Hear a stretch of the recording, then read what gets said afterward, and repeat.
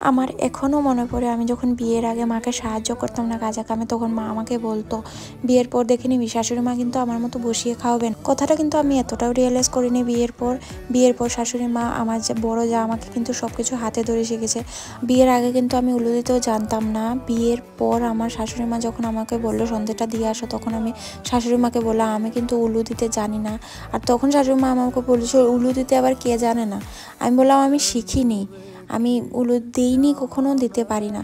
তখন কিন্তু আমার শাশুড়িমাকে বলেছিল আমাকে উলু দিতে হবে, শিখতে হবে, আস্তে আস্তে শিখে নাও। অ্যান্ড দেন আমি ট্রাই করতে করতে এখন উলু দিতে পারি। কিন্তু কখনো তারা আমাকে জোর করেনি যে তোমাকে এটা করতেই হবে, শিখতেই হবে। সব কিছু আমি আমার নিজের ইচ্ছে থেকে শিখিয়েছি। তারা কখনো আমাকে কোনো কিছু জোর করে শেখায়নি। And then now I realise that যা কিছু আমি নিজে থেকে শিখেছি সব কিছু শুধুমাত্র আমার জন্যই শিখেছি। আর নিজে থেকে শেখায় আমার এখন কোনো কাজে অসুবিধা হয় না, সব কিছু নিজে থেকে